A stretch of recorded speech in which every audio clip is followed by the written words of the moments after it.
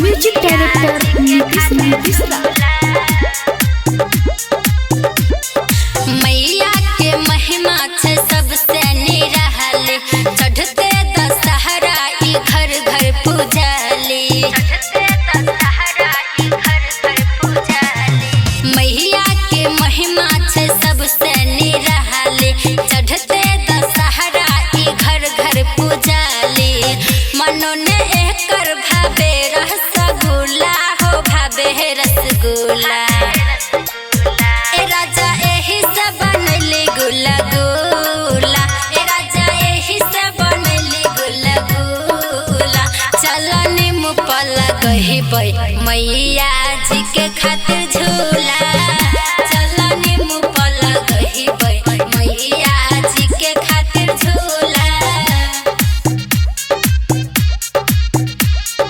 DJ Nitish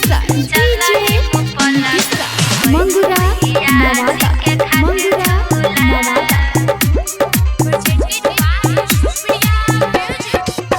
मन से करभो पूजा के तैयारी, दूर है तो घर के दुख बीमारी।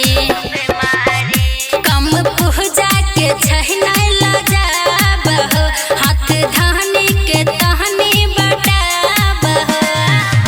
चलो न मंदिर के गेट छे खुला हो, गेट छे खुला।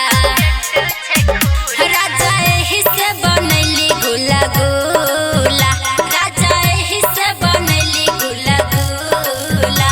चली नींबू पला गही पई मैया जी के खातिर झूला।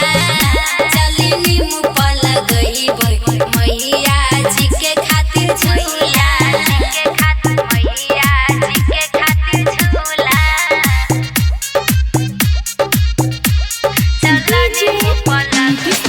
मंगुरा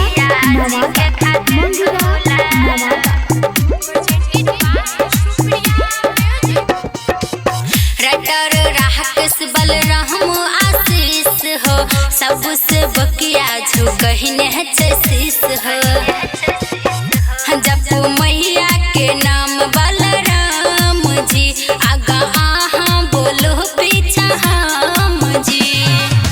मैया के भक्ति में मगन होला हो, मगन होला।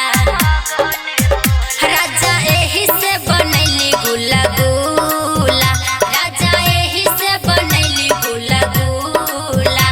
चल नींबू पला गई पई मैया जी